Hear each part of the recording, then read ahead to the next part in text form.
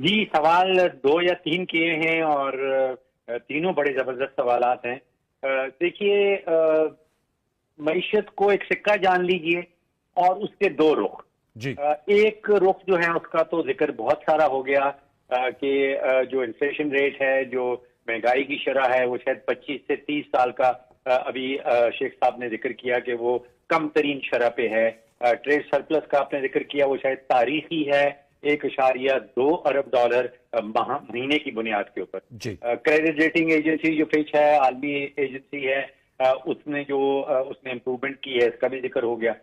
दूसरा रुख भी अनवार साहब सामने रखना बड़ा जरूरी है जी। दूसरा रुख ये है कि पिछले कोई 2 सालों में जो मजमूई महंगाई आई है वो लगभग 70% आई और जो 2 सालों में तनख्वाहें बढ़ी हैं पाकिस्तान में वो 8 से 10% बढ़ी। अब इसका नतीजा क्या हुआ है कि जो पाकिस्तानियों की परचेजिंग पावर है, खास तौर पे जो तनख्वाहदार पाकिस्तानी है, उनकी कुव्वत खरीद तकरीबन खत्म हो गई।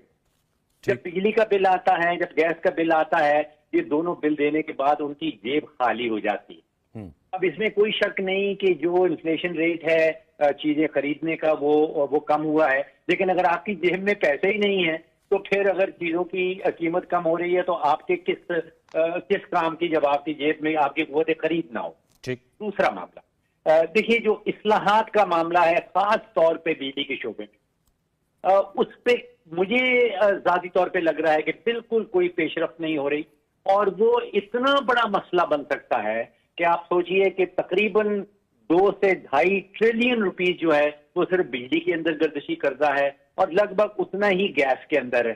अब आप सोचिए कि अगर 5 ट्रिलियन रुपीस का बोझ है और ये इवेंचुअली आप सोचिए कि अगर स्टेट के ऊपर बोझ है तो ये निकलना आपके और मेरे टैक्स पेयर में से ही है। ठीक है, आपने और मैंने अदा करना है, ये कहीं और से पैसा आने वाला नहीं है।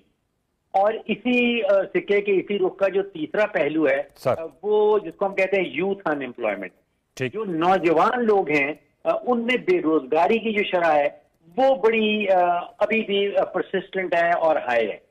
तो इशारे बड़े अच्छे हैं, इस्लाहात नहीं हो रही और जो तनख्वाहदार तबका है उसके ऊपर मजबूरी बोझ जो है वो बड़े हैं, कम नहीं।